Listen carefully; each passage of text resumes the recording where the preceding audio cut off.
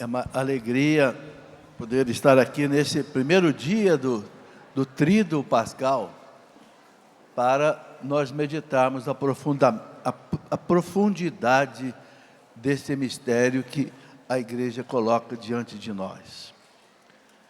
Bom, nós conhecemos bem o Evangelho, né? O que a igreja coloca para nós nessa quinta-feira santa, em que Jesus, ele instituiu 3 instituições importantes: o sacerdócio cristão, né? A Eucaristia e aquilo que ele chamou de o meu novo mandamento, o mandamento do amor.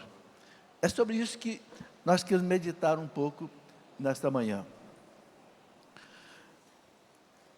A leitura do Evangelho de hoje começa dizendo assim: Jesus, sabendo que chegou a hora dele ir para o céu, então ele amou os seus discípulos e amou até o fim. Amou-os até o fim. Essa expressão é muito profunda. Jesus nos amou desde que ele veio ao mundo, na manjedoura de Belém, simples, pobre, desamparado. Eu acho que ninguém aqui nasceu numa gruta, né? Eu acho que todo mundo aqui nasceu numa maternidade, ou pelo menos nasceu numa casa, né? Mas o Filho de Deus vem ao mundo e nasce numa gruta, que não era uma gruta perfumada, não, é uma gruta onde era um curral de animais. O Papa Francisco diz que Jesus foi capaz de transformar um curral numa maternidade. Se isso é possível, né? Naquela noite fria de dezembro em Belém, né? Então Jesus veio e nos amou profundamente. Toda a vida de Jesus foi uma vida de amor. E amou-os até o fim. Esse até o fim significa o quê? A cruz. Sem dúvida, foi o momento mais difícil dele manifestar o seu amor.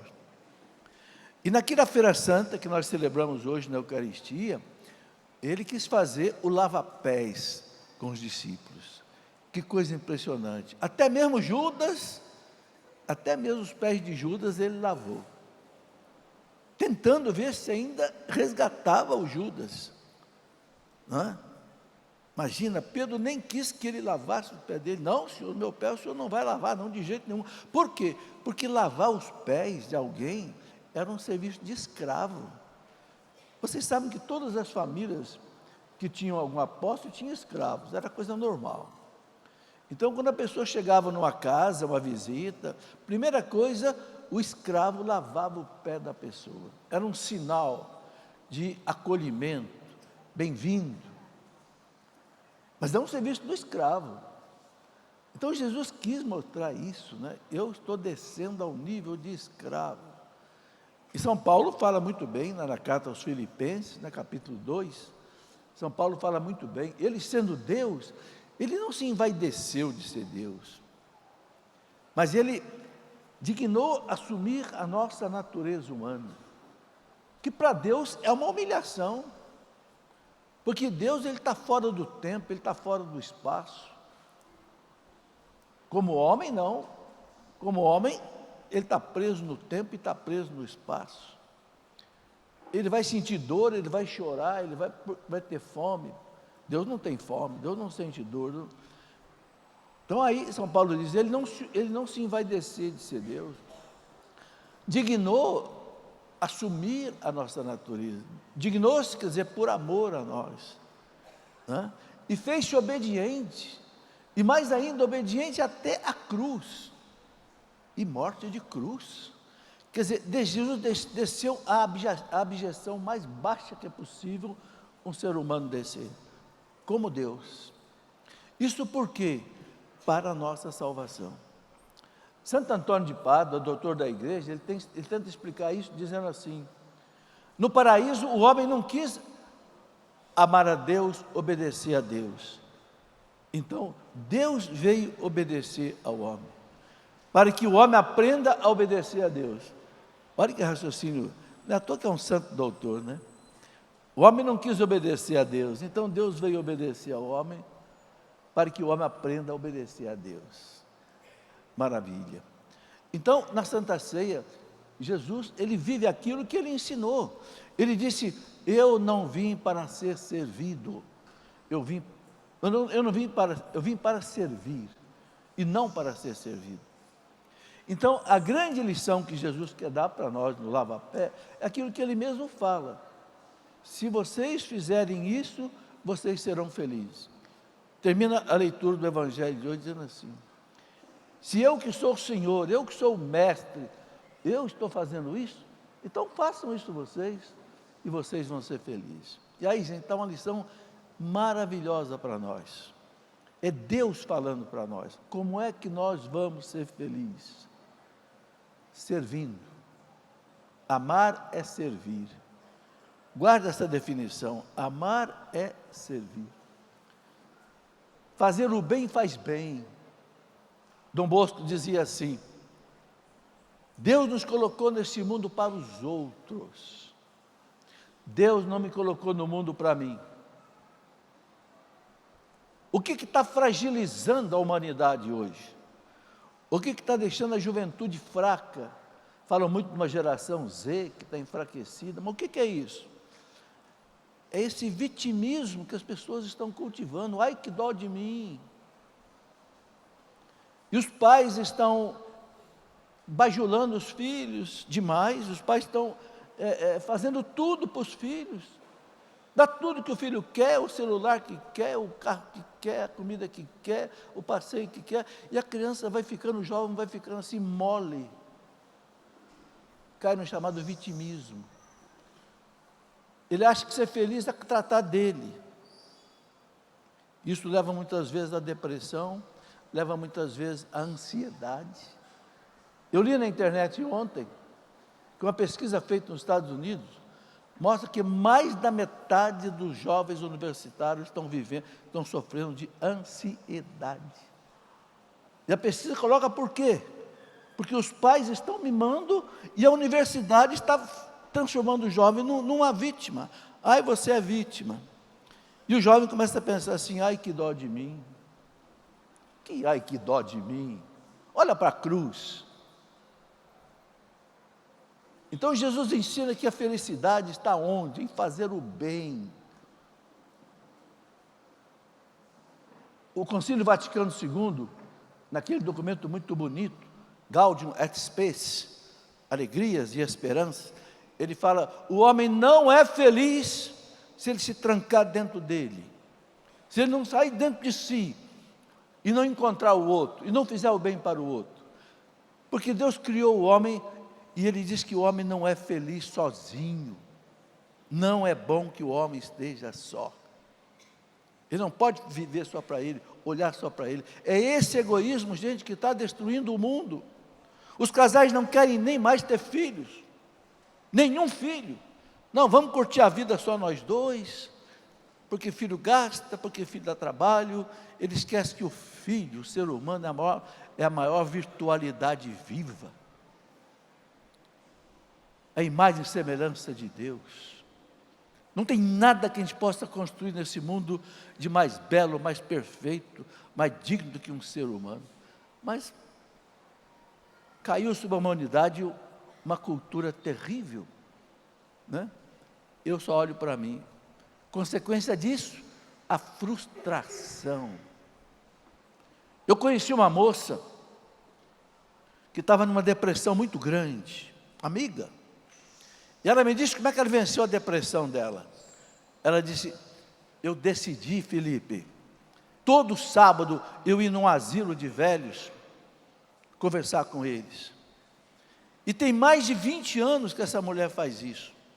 Ela disse que ela venceu a depressão dela assim. Ela fazia um bolo, montava na bicicletinha dela, ia até o asilo, cantava com os velhos, dividiam o bolo, e ela disse que isso acabou a minha depressão.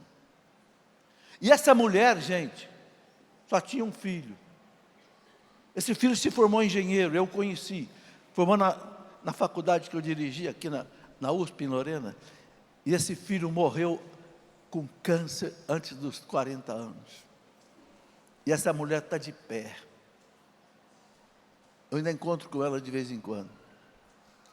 Mas venceu o egoísmo. Então, o que Jesus quer mostrar, né, ele disse, eu fiz isso, então vocês façam o mesmo. Essa é uma primeira grande lição desta noite que Jesus deixa para nós, da quinta-feira santa. Amai-vos uns aos outros como eu vos amei. Preste atenção nessa frase. Como eu vos amei. Se Jesus parasse e dissesse só assim, amai-vos uns aos outros, seria perigoso. Porque hoje a novela mostra um tipo de amor, que não é amor, é egoísmo, é sentimentalismo, é só romance. I love you, je t'aime, Dio como te amo. Será verdade mesmo? Você me ama mesmo quando você está dizendo eu te amo, ou você está com segunda intenção? O que é o amor? O amor hoje, gente, é a palavra mais distorcida que existe, é a palavra amor. A pessoa gosta de uma maçã, eu amo maçã. Gosta de um vestido, eu amo esse vestido. Espera aí, o que é o amor? Amai-vos uns aos outros, como eu vos amei. Ali está o que é amar. Amor até o fim. Madre Teresa de Calcutá dizia assim, amar dói. Amar dói. Que isso, Madre Teresa? Sim, amar dói, por quê? Porque para você dizer sim para o outro, você tem que dizer não para você. Se eu quiser pegar esse celular meu aqui e dar de presente para você, eu vou perder o celular. Não tem como eu dar o celular para você e eu ficar com o celular. Tem? Não tem. Então dói. Então amar significa que você vai se colocar em segundo lugar, vai gastar seu tempo, vai gastar seu dinheiro, vai gastar, quem sabe, até sua saúde. É aquela mãe que ama o filho e que não é preciso, ela passa a noite acordada por causa do filho. E não é uma noite só, não, às vezes são muitas noites. Vocês que são mães sabem disso. Esse é o amor puro, amor desinteressado, amor que não tem segunda intenção, é amor puro. Amar é dar-se. Mais do que você dar coisas, é você se dar. É isso que Jesus quer ensinar nessa quinta-feira santa para nós. A felicidade está aí. Se você não é feliz, faça um exame de consciência. Por quê? Será que eu estou olhando só para mim? Será que eu estou olhando só para os meus negócios? Será que eu estou olhando só para os meus interesses? Será que eu estou olhando só para a minha saúde? Será que eu estou olhando só para o meu carro? Será que eu estou olhando só para a minha casa? Não está na hora de olhar um pouco para os outros? Dom Bosco, Deus nos colocou nesse mundo para os outros. Gente, quando Deus fala, Deus é amor, Deus é Pai, Deus está dizendo, não siga outro caminho que você não vai ser feliz. É bonito isso. A segunda beleza da quinta-feira, em que Jesus celebrou aquela ceia com os apóstolos, a última ceia. E é maravilhoso que São João Evangelista, ele narrou em 5 capítulos a Santa Ceia. João 13, 14, 15, 16 e 17. Os outros evangelistas passaram batido. Os outros evangelistas narraram a instituição do sacerdócio, da Eucaristia e pronto. É um parágrafo. João não. João, que tinha o coração ligado no coração de Jesus, não é à toa que na Santa Ceia ele estava recostado ao lado de Jesus, porque a Santa Ceia não foi como o Leonardo da Vinci narrou, numa mesa comprida, todo mundo, não. A Santa Ceia era uma mesa em U, baixinha, porque eles sentavam no chão, apoiavam o lado esquerdo numa espécie de um divã, numa almofada, e um ficava meio que encostado no outro. Por isso que João estava encostado no peito de Jesus. E por que Jesus deu esse lugar especial para João? Porque, segundo a tradição, João era um jovem, quase que adolescente, mas um jovem que amava Jesus loucamente. Tanto é que foi o único que ficou aos pés da cruz, não foi? Então João captou o coração de Jesus, guardou aquelas palavras da Santa Ceia, e como ele foi o último evangelista que ele escreveu, só lá pelo ano 100, né? Então ele teve o cuidado maravilhoso, louvado seja Deus, dele ter trazido para nós o que Jesus disse naquela Santa Ceia, que eu queria relembrar um pouco com vocês aqui. Eu acho que é um excelente exercício que você pode fazer amanhã, sábado, que é tempo de silêncio. Leia esses 5 capítulos de São João, 13, 14, 15, 16 e 17. Por que isso é importantíssimo, gente? Porque antes dele sofrer na cruz, é a despedida dele. Você sabe que a pessoa, antes de morrer, ela fala as últimas coisas que está mais no fundo do coração dela. Né? Eu me lembro que quando a minha esposa morreu, ela disse para os filhos: cuida do seu pai. Cuida do seu pai. É a preocupação maior que tinha no coração. Então Jesus, na Santa Ceia, ele disse as últimas promessas, e promessas maravilhosas que eu queria relembrar aqui com vocês. Não é?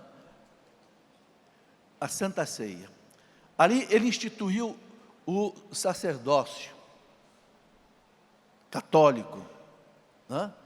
Depois que ele consagrou o pão, consagrou o vinho, isto é o meu corpo, isto é o meu sangue, que é derramado por vós. Ele disse para os apóstolos: fazei isto em memória de mim.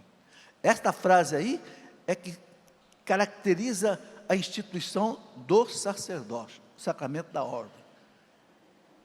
Ele diz para os apóstolos: vocês, e claro, os que vocês ordenarem, né? Façam isto em memória de mim.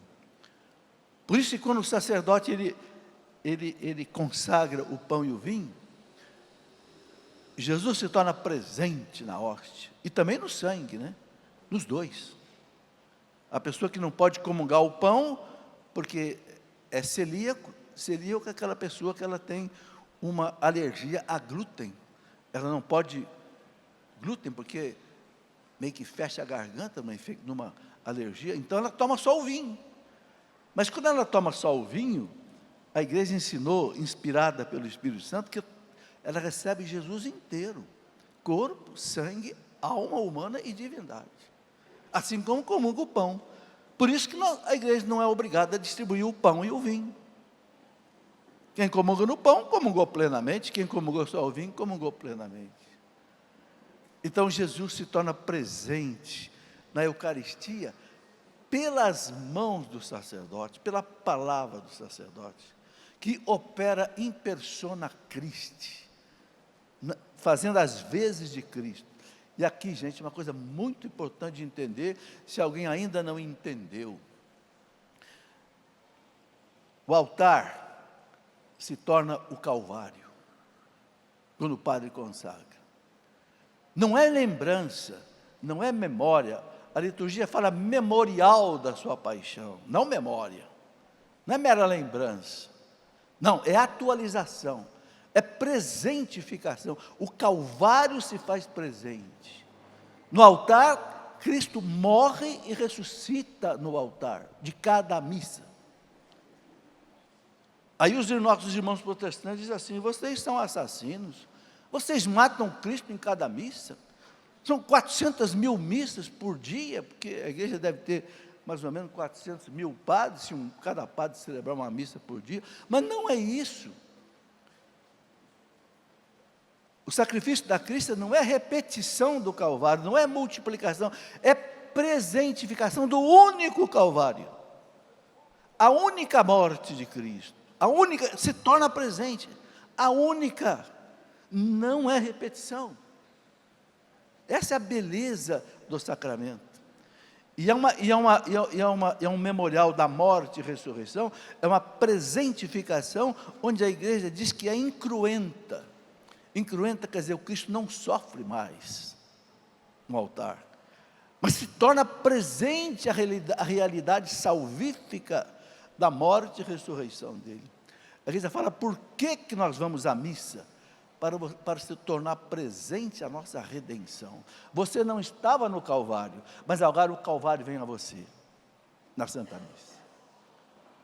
Alguém pode perguntar assim: mas espera aí, o Calvário aconteceu há 2000 anos, já apagou no tempo, como é que torna presente? espera aí. O tempo não apaga as ações de Deus. A teologia tem uma palavra que ela chama de teândricas.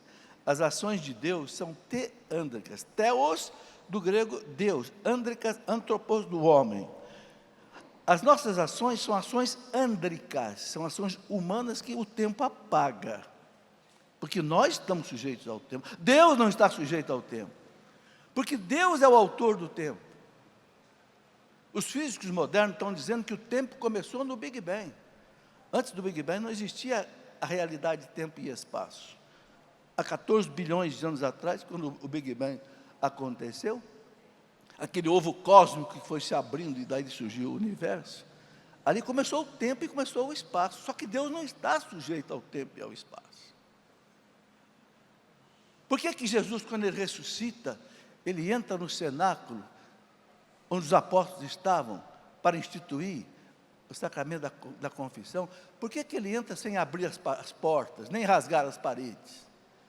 Porque agora Ele ressuscitado, Ele não está mais sujeito ao tempo e ao espaço, Ele passa pela parede, não precisa mais de espaço. A física diz que 2 corpos não podem ocupar ao mesmo tempo o mesmo lugar no espaço. Para nós, para a natureza humana, mas para Deus não. Por que Deus vai reunir toda a humanidade um dia, no juízo final? Como, Senhor? Já nasceram mais de 100 bilhões de homens na história da humanidade, como é que o Senhor vai reunir todo mundo? Porque não precisa mais de espaço. Eu sei que isso aí é uma coisa meio complicada, mas é preciso entender isso, senão a gente não entende a escatologia, né? O que vem depois da morte. Mas então, vejam bem, Jesus, Ele institui a Eucaristia e torna ali presente no altar. Então, quando o sacerdote consagra, o Calvário se faz presente. Como o tempo não apaga as ações de Cristo, aquela ação de lá se torna presente aqui. Você já leu alguma coisa que Santo Antônio recebeu o menino Jesus nos braços? Alguém já viu isso? Que São Benedito recebeu o menino Jesus nos braços? Recebeu. Mas peraí, o menino Jesus não cresceu? Como é que São Benedito recebe o menino Jesus no braço? Porque o menino Jesus, ele ainda é atual. A memória do menino Jesus, a realidade do menino Jesus não se apaga. As ações de Deus não se apagam, estão entendendo?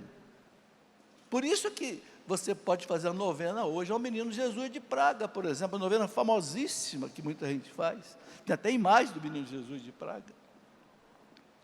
Então, gente, entender isso. A Eucaristia é o Cristo presente. Se nós entendêssemos isso, gente, nós iríamos participar, assistir todas as missas que a gente pudesse. Porque se eu perguntar para você, quantas vezes você gostaria de estar lá no Calvário?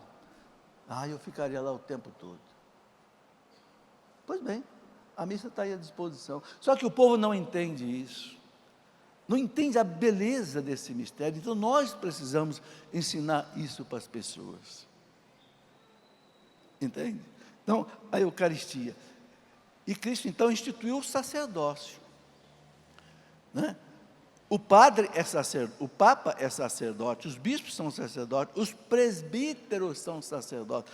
A gente pensa que sacerdote é só o padre. Não, o padre é presbítero. Sacerdote é qualquer um que recebeu o sacramento da ordem no nível de presbítero, ou de episcopo, ou de papa, né? Eles têm esse carisma que Jesus deu a eles pelo sacramento da ordem. Então aí a beleza do sacramento da ordem. E agora eu queria desdobrar um pouquinho, né, sobre a Eucaristia. Né? Vocês já leram no capítulo 6 de São João, em que São João fez aquele discurso, Jesus fez aquele discurso maravilhoso sobre a Eucaristia na sinagoga de Cafarnaum. Vamos lembrar um pouco desse capítulo 6 de São João. O capítulo 6 de São João é o capítulo mais longo de São João, tem 71 versículos. Por quê? Porque São João narrou 3 coisas importantes nesse capítulo 6. Primeiro, ele narrou a multiplicação dos pães. Segundo, Jesus anda sobre as águas na madrugada para encontrar com os discípulos caminhando sobre as águas. E terceiro, quando ele chega em Cafarnaum, de manhã, ele faz aquele discurso maravilhoso sobre a Eucaristia, que o povo ficou apavorado e começou a ir embora. Vamos entender um pouquinho isso com mais detalhes. Por que Jesus fez esses 3 sinais, ou 2 sinais, antes de instituir a Eucaristia? O sinal da multiplicação dos pães, né? Diz aqui o Evangelho de São João, que ali ele tomou o pão, deu graças, abençoou, partiu e deu para os seus discípulos. A mesma coisa que ele vai fazer na Santa Ceia, reparem. Na Santa Ceia, quando ele institui a Eucaristia, o que Jesus fez? Tomou o pão, deu graças, partiu e deu para os discípulos. Então, o Catecismo da Igreja, no parágrafo 1335, o Catecismo da Igreja diz que a multiplicação dos pães é uma prefiguração da Eucaristia. Aquele pão que Cristo multiplicou e distribuiu para aquela multidão inteira. Depois ainda sobraram 7 cestos. Na outra multiplicação de pães sobraram 12 cestos. Sinal de abundância, de prodigalidade de Deus. Então, a Eucaristia que é distribuída para nós todos, é o Cristo que multiplica o seu corpo, sem multiplicar a sua pessoa. E cada um de nós recebe o mesmo Cristo. Por isso que é um absurdo, gente, sem tamanho, algumas interpretações erradas que existem na igreja, de alguns que parecem que querem anular a divindade de Jesus, e dizem assim, não, a multiplicação dos pães não houve milagre, não. Foi só uma partilha. Jesus fez um discurso tão maravilhoso, todo mundo colocou ali em comum o pouquinho que tinha, e todo mundo comeu à vontade, ainda sobraram 12 cestos. Brincadeira, você está pensando que eu sou bobo? Você está pensando que eu não sei ler? O Catecismo da Igreja Católica, parágrafo 1335, diz assim, o milagre, está escrito lá, da multiplicação dos pães, é uma prefiguração da Eucaristia. Então Jesus fez a multiplicação dos pães ali, antes dele fazer o discurso, na manhã seguinte em Cafarnaum, para já mostrar que ali ele estava preparando a Eucaristia. E tem mais, guarda isso, para mostrar que ele tem o poder sobre o pão me obedece, multiplica pão, e o pão se multiplica. O texto de São João diz que já pode distribuir o pão, e o pão não acabava. Diz que até alguns santos conseguiram fazer milagre desse tipo. Diz que São Benedito, que era cozinheiro no mosteiro, teve um dia que acabou a comida, não tinha comida, ele foi rezar no sacrário, quando ele voltou, as panelas estavam cheias. Está na vida dele. É um milagre. O milagre é aquilo que transcende a natureza, transcende a física, transcende a matemática, transcende tudo. Então, jamais, gente, jamais acreditar que não houve milagre. Houve um milagre extraordinário da multiplicação dos pães. Jesus ali mostra que Ele é Deus. Por que Ele mostra que Ele é Deus na multiplicação dos pães? Porque só Deus consegue fazer isso, tirar alguma coisa do nada. De onde que Deus criou o mundo? Do nada. O que é o Big Bang? De onde começou o mundo inteiro, o cosmos inteiro. O Big Bang era uma partícula cósmica, de uma energia violenta, onde começou a sair um feixe de luz, que aos poucos foi se transformando em matéria pelo bóson de Higgs, e foram surgindo os astros, os cosmos, até chegar em nós. Deus tira do nada. Nós fomos tirados do nada. Quando nosso pai e nossa mãe uniram o sêmen do pai com o óvulo da mãe, Deus introduz ali uma alma, e essa alma dá vida àquela primeira célula que não existia, e nós passamos aí. Então, negar que a multiplicação dos pães é um milagre, é uma heresia com H maiúsculo. Não aceitem isso jamais. Parece alguém que quer destruir a divindade de Jesus. Querem humanizar tanto Jesus que acaba apagando a divindade de Jesus. Só que se Jesus não for Deus, Ele não pode ser o nosso Salvador. Porque por ser Deus e ser homem, Ele pode pagar a nossa dívida de valor infinita à majestade divina. Então Ele faz a multiplicação dos pães. Aí o povo quer fazê-lo rei. O povo ficou encantado. Vamos fazê-lo rei. O que Jesus fez? Subiu para a montanha, mandou o povo embora e mandou os discípulos irem para Cafarnaum. Eles estavam na região, uma cidade ali, mais ou menos, que se chama hoje Tiberíades, às margens do mar, da Galileia. Ele mandou os apóstolos entrar no barco e irem para Cafarnaum, só que é uma distância longa. Hoje, quem faz visita à Terra Santa, quem já fez, a gente faz esse passeio de barco. E demora 40 minutos num barco com motor. Agora, você imagina os apóstolos remando e enfrentando uma tempestade. Era de madrugada e os apóstolos não tinham chegado ainda em Cafarnaum. E já estavam apavorados porque a barca de Pedro estava começando a encher de água. E Jesus estava lá no alto da montanha a rezar. Em volta do mar da Galiléia são montanhas, onde Jesus fez multiplicação dos pães, onde Ele fez o discurso das bem-aventuranças, etc. Então, quando Jesus percebeu, às 3 horas da madrugada, diz o Evangelho, que os apóstolos não conseguiam chegar em Jerusalém, em Cafarnaum, por causa da tempestade, Jesus vai encontrar com eles. Não tinha barco ali, então Jesus foi andando sobre as águas. E os apóstolos pensaram que era um fantasma de São Mateus, que começaram a gritar de medo. Vocês imaginam a cena, gente? 3 horas da manhã, tudo escuro. Antigamente não tinha luz, né? Tudo escuro. Uma tempestade naquela barca. E um vulto. Os apóstolos começaram a gritar. São Mateus diz que Jesus diz: não tenham medo, sou eu. E Pedro: é o Senhor mesmo? Então faça que eu vá andando até o Senhor aí. Pedro era meio doido, né? Venha, Pedro. E Pedro foi, desceu do barco. Só que quando ele desceu do barco, ele olhou para o vento, olhou para as ondas do mar. O Pedro teve medo, aí começou a afundar. Esse é o nosso problema. Diante das tempestades da vida, a gente fica com medo, e aí a gente afunda. Se Pedro ficasse olhando para Jesus, que deu uma ordem: venha, se eu estou te dando uma ordem para você vir, é para você vir, você não vai afundar. Mas se você tiver fé, se você acreditar em mim, Senhor, salva-me, Senhor. E Jesus foi lá e levantou Pedro.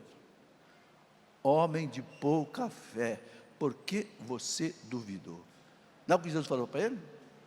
Homem de pouca fé, por que você duvidou? Eu te chamei, homem. Gente, o que Jesus quer mostrar com esta cena? Jesus quer mostrar que Ele tem o poder divino de estar acima da natureza. Ele anda na água e não afunda. Quem de nós aqui é capaz de andar na água e não afundar? Não estou falando se você está de esqui, ou você está já de esqui. Eu digo, andando a pé em cima da água. Quem que consegue? Ninguém. Então, o que Jesus mostra para os apóstolos aí nessa cena? Eu tenho poder sobre o meu corpo. Gente, olha que Ele falou que tem poder sobre o pão. Agora Ele mostra que Ele tem o poder sobre o pão. O que Ele vai falar no discurso da Eucaristia? Eu sou o pão da vida. Eu posso transformar o pão no meu corpo e dar a vocês como alimento espiritual. Sabe, Jesus foi pedagogo. Ele mostrou para os apóstolos que ele tinha poder sobre o pão, multiplicou os pães. Mostrou que tinha poder sobre o seu corpo não afunda na água. Então eu posso transformar o pão no meu corpo. E por que ele fez isso? Os apóstolos precisavam ver isso. Porque quando ele começou o discurso da Eucaristia, e começou a dizer para o povo: eu sou o pão vivo descido do céu. Quem come a minha carne e bebe meu sangue viverá eternamente. Eu o ressuscitarei no último dia. Quem come a minha carne e bebe meu sangue viverá por mim, Está lá em João 6, versículos 56, 57. O povo, o quê? Esse homem está pensando que nós somos antropófagos? Comer carne humana? Ele vai dar a sua carne para a gente comer? Jesus estava falando espiritualmente. Gente, foi tão feia a coisa, que Jesus, e o povo foi embora. Esse homem está louco. Dá o sangue dele para a gente beber, dá o corpo para a gente comer. Brincadeira. O povo começou a ir embora. E o que Jesus faz? Aí é o finalzinho do capítulo, ele aperta os apóstolos. Eu acho que ele percebeu os apóstolos também meio duvidando. Ele disse: vocês também não querem ir embora? Pode ir embora. Pode ir embora. É pegar ou largar. É tudo ou nada. Gente, na fé é tudo ou nada. Ou crê ou não crê. Ou você crê ou você é incrédulo. Não tem meio, não tem coluna do meio. Todo mundo quer. Aí mais uma vez Pedro, né? Senhor, a quem nós iremos? Só tu tens palavras de vida eterna. Nós sabemos e cremos que o Senhor é o Filho de Deus. Quer dizer, Pedro, nós também não estamos entendendo nada, mas nós cremos.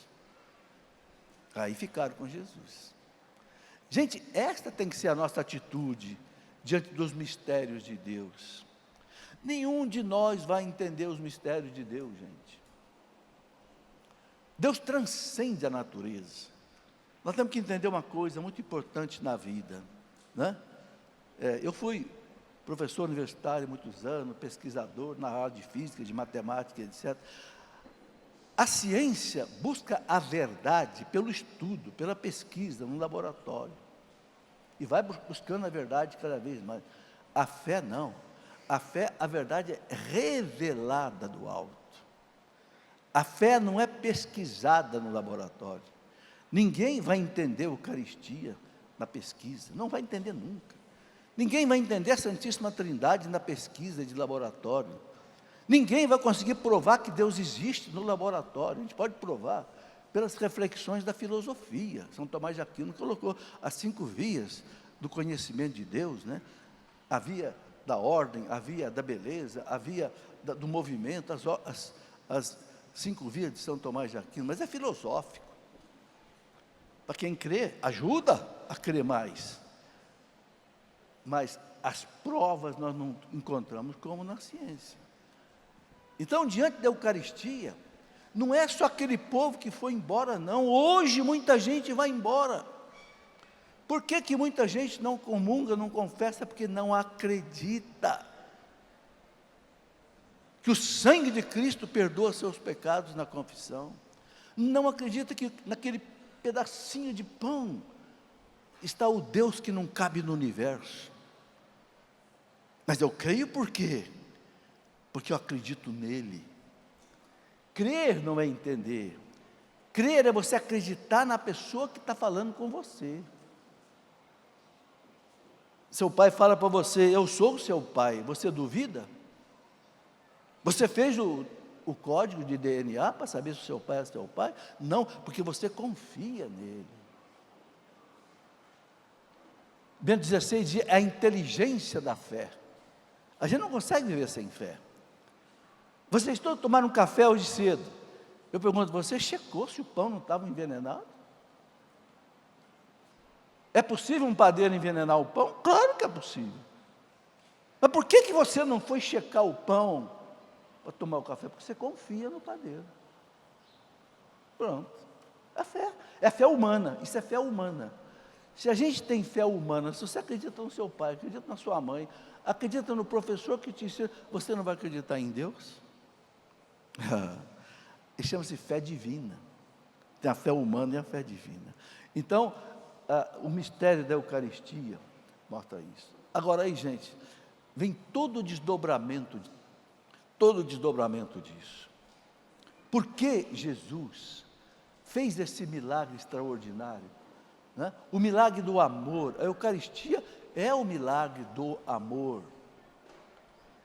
E é interessante que Ele mais nos amou no dia que Ele foi traído. Olha que paradoxo, gente. Na noite que ele foi traído por Judas, é a noite em que ele mais nos amou. Ensinou o amor, instituiu o sacerdócio, instituiu a Eucaristia. Jesus é um paradoxo, completamente diferente de nós. Mas por que ele quer ficar? Ele é esse pão. Ele ensina para os apóstolos na própria Santa Ceia. Capítulo 15 de São João, versículo 5. Jesus fala para os apóstolos: se o ramo não estiver preso no tronco, ele não dá fruto, ele vai morrer. Se você cortar o galho, ele vai morrer, vai secar. Então Jesus fala: permanecei em mim, e eu permanecerei em vocês. Porque sem mim, nada podeis fazer. Tira o cavalinho da chuva. Sem mim, nada podeis. Gente, esse nada é nada. O que esse nada quer dizer para nós?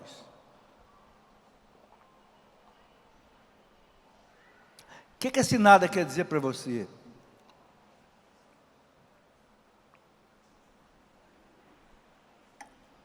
Esse nada quer dizer que para você, que sem Jesus você não pode ser um bom pai, um bom marido, fiel à sua esposa. Você não pode ser uma boa esposa, fiel a seu marido. Você não pode ser um bom filho. Você não pode ser um bom funcionário. Você não pode ser qualquer coisa. Sem mim, nada podeis fazer. Eu sou o tronco, vocês são os ramos. Quem alimenta o ramo é o tronco. O tronco recebe a seiva da raiz, e o tronco passa a seiva para o ramo, e o ramo dá flor, dá fruto. Isso equivale a dizer que quem não comunga e não comunga bem, não recebe essa ceia. Permanecei em mim, e eu permanecerei em vós. Gente, quem daqui não tem uma cruz na sua vida? Levante a mão quem não tem uma cruz na sua vida, um sofrimento na sua vida, nenhum sofrimento. Todos nós temos. Então, por que Jesus vem na Eucaristia? Para que você aguente essa cruz. Ele não vai tirar a cruz de você, porque a cruz é salvífica. É da cruz que se vê a luz, diz a igreja. É da cruz que se chega à santificação. Quando Deus permite o sofrimento nos atingir, não é por maldade, é para nossa correção. Você leva seu filho para tomar uma injeção na farmácia, não leva? Não é pequenininho? E ele berra no seu ouvido, de repente ele pode até te xingar, mas você leva porque ele precisa daquela injeção para não morrer. Então Deus deixa que você também tome alguma injeção de vez em quando, para que você não morra espiritualmente. Entende? Mas aí vem a Eucaristia para quê? Para te dar a força que Jesus teve na cruz dele, aquela divindade, o verbo que estava nele, que é a pessoa dele, que fez ele suportar essa dor insuportável para qualquer criatura humana. Existe um médico francês chamado Pierre Barbet.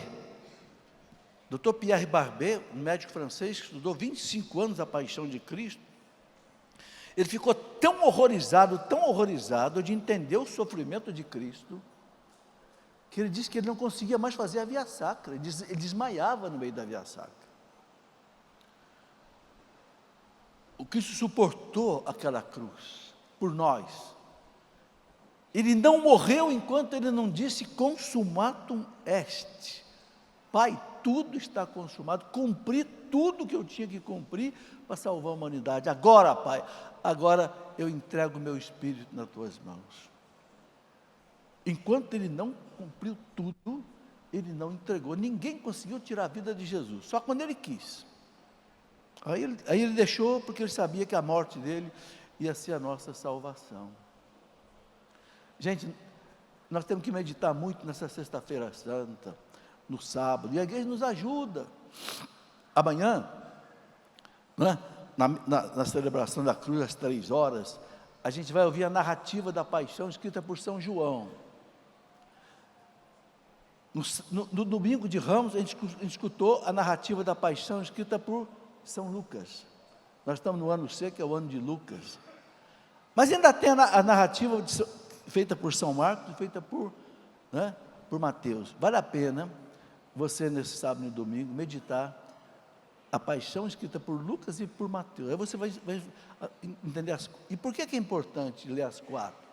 Porque cada um narra uma coisa um pouco diferente do outro. Porque eles escreveram os evangelhos em tempos diferentes, com objetivos diferentes. Mateus escreveu para os judeus, Marcos escreveu as pregações de Pedro em Roma, para os romanos. Lucas, que era médico, mesmo Lucas não era nem apóstolo, nem judeu, Lucas era grego, que converteu nas pregações de São Paulo em Antioquia, na Síria. Mas Lucas era um homem entendido, então ele fez uma pesquisa. Então Lucas coloca coisas impressionantes. Veja uma coisa interessante de Lucas, só para vocês terem ideia. O único evangelista que narra que Jesus, naquela agonia mortal do Horto das Oliveiras, ele suava sangue. Lucas diz que as gotas de sangue pingavam no chão. O que é isso? Lucas era médico, por isso que ele entendeu o que acontecia. O que acontece é que os vasos capilares, subcutâneos, as veias mais fininhas, quando a tensão do sangue é muito grande, a pressão, esses vasos estouram. Aí vocês percebem a agonia de Jesus, o horror que Jesus sentiu naquela hora em que ele abraçou nele a culpa de toda a humanidade, diante da justiça divina. Ele se colocou como réu no meu lugar, no seu lugar. Nós é que tínhamos que estar diante da justiça divina. Ele disse: não, Pai, eu desço lá, e eu assumo a culpa de cada um. Está lá na carta aos Hebreus, capítulo 10. O verbo no seio da Trindade, o verbo fala para o Pai: dai-me um corpo, para eu fazer a tua vontade. Porque sacrifícios e holocaustos não foram suficientes para aplacar a justiça divina. Então, Pai, deixa eu descer lá como homem. Gente, o que significa isso? O verbo, o Filho, no seio da Trindade, ele sentiu a dor do coração do Pai. O Pai que criou a humanidade para ele. O primeiro parágrafo do Catecismo da Igreja responde essa pergunta: por que Deus nos criou? E o Catecismo responde dizendo assim: para participar da sua vida bem-aventurada. Ou seja, nós somos criados para participar da felicidade de Deus. São Paulo diz que os olhos humanos nunca viram, os ouvidos humanos nunca ouviram, e o coração humano nunca sentiu o que Deus tem preparado para aqueles que o amam. Só que o Pai tinha perdido essa humanidade para Jesus, para o Satanás, porque Deus age pelo direito, pela justiça, Deus não age pela força. Outra coisa que nós temos que entender, muita gente me pergunta: por que Deus não destrói Satanás, não elimina Satanás, acaba com ele? Porque Deus não destrói aquilo que Ele criou. Ele criou Satanás bom, um anjo bom que se rebelou por orgulho, por vaidade, por soberba. Deus não o destrói. Ele roubou a humanidade de Deus no paraíso, e não foi por violência que ele roubou a humanidade de Deus no paraíso, ele roubou pela lábia. Ele foi lá, passou a lábia na Eva: come a fruta, seus olhos vão se abrir, vocês vão ser como deuses. É um mentiroso por excelência. Desde quando a criatura pode ser Deus? A criatura foi tirada do nada por Deus. Como é que a criatura quer ser Deus? Foi o pecado dos anjos no céu também, né? E a Eva levou o pecado para o Adão, e o Adão também comeu a fruta, ou seja, desobedeceu a Deus. Isso é uma imagem, né?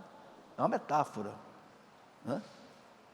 Se Adão não tivesse pecado, gente, o pecado original não teria entrado na humanidade. Por quê? Porque Adão é a raiz primeira da humanidade. Eva foi tirada de Adão, a mesma dignidade, mas Adão é a raiz. Por isso que Cristo veio como homem. O verbo não tem sexo. Por que o verbo não se encarnou como mulher, se encarnou como homem? Porque ele veio para ser o novo Adão. que vai destruir a obra do velho Adão. Entende? Isso é muito importante a gente entender. E aí, né, voltando no São Lucas, ele narra, por que Cristo suou sangue naquela noite? Lucas fala, hoje a medicina tem um nome para isso, hemotidrose. Hemotidrose, esse fenômeno de vazar sangue pelos poros. Os vasos rompem e o sangue vaza. Veja como é interessante só Lucas narra isso. Então, cada evangelista, ele narra uma coisa que às vezes o outro não narrou. Então, a gente passa a ter uma visão completa, ou mais completa possível, da paixão de Cristo. Bom, esse é um outro ponto que eu queria colocar. Eu queria só pedir o pessoal do tempo para sinalizar aqui para mim, que eu estou meio perdido. 5? Beleza. Dá tempo de eu colocar mais alguma coisa que eu queria colocar. No texto de São João, que eu disse a vocês, que vai do capítulo 13 até 17, em que São João narra toda a Santa Ceia, ali, gente, tem promessas maravilhosas de Jesus. Maravilhosas. Eu não vos deixarei órfãos, voltarei a vós. E voltou. Quando ele mandou o Espírito Santo sobre a igreja, ele disse para os apóstolos, eis que eu estou convosco todos os dias até o fim do mundo. Depois ele faz uma promessa maravilhosa, gente. Eu quero destacar esta, além de outras, que não dá tempo agora. Mas as promessas que ele fez sobre o Espírito Santo. Eu queria colocar isso. No capítulo 14 de São João, versículo 16, Jesus diz assim, quando vier o Paráclito, o Espírito da verdade, vai relembrar vocês tudo o que eu disse. Jesus não escreveu nada. Não, os apóstolos escreveram nada, só escreveram 20 anos depois. Mas por que os apóstolos, 20 anos depois, 30 anos depois, São João só lá no ano 100, 70 anos, eles narraram tudo?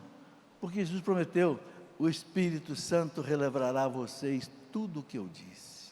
Vai ficar no HD de vocês aqui, ó. Não vai apagar.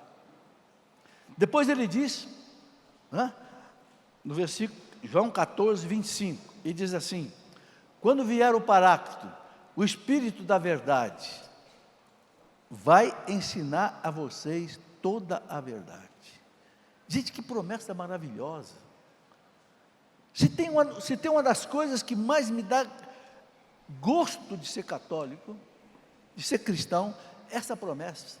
O Espírito Santo ensinar-vos-á todas as coisas. E ele repete depois no capítulo 16, versículo 12 e 13. Versículo 12 e 13, Jesus fala para os apóstolos o seguinte, eu ainda tenho muitas coisas para ensinar para vocês, mas vocês não estão preparados para ouvir agora. Claro, era a última ceia, aqueles apóstolos, a maioria deles ignorantes, pescadores. Mas quando vier o Paráclito, o Espírito da verdade, olha como é que Jesus denomina o Espírito Santo, o Espírito da verdade, porque tem o Espírito da mentira, né? Que ele diz que é mentiroso por natureza, o demônio, mas aqui tem o Espírito da verdade. O Espírito da verdade ensinar-vos-á, veja bem, no futuro, toda a verdade. Gente, que coisa maravilhosa. Por que você confia na igreja? Porque a igreja tem essa promessa de Jesus. Não é uma promessa de candidato a um cargo político, não, é uma promessa de Jesus. O Espírito Santo ensinar-vos-á toda a verdade, não é um pedacinho da verdade, é toda a verdade. Por que o nosso credo tem 2000 anos e nunca mudou? Porque é a expressão da verdade. Por que nós temos 7 sacramentos que nunca mudaram? Porque é a verdade. Porque nós temos uma moral católica centrada nos 10 mandamentos, que nunca foi alterada. E o mundo fica desesperado porque a igreja não muda. Essa igreja é arcaica, medievalista, obscura. Essa igreja não muda, essa igreja não muda. É uma megera, né? Como lá o Voltaire, aquele filósofo francês, achando que dizia, essa igreja é infame, porque essa igreja não muda. Meu amigo, não muda porque a verdade não pode mudar. Você que estudou o Teorema de Pitágoras no colégio, o quadrado da hipotenusa igual a soma dos quadrados dos catetos, quando é que isso foi descoberto? 400 anos antes de Cristo, na Grécia, por Pitágoras. E até hoje, todas as escolas do mundo ensinam. Por quê? Porque é verdade. E a verdade não muda.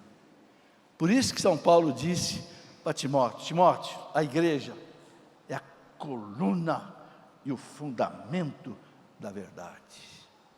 Meus amigos, não troca essa igreja por nada, senão você vai trocar a verdade pela mentira.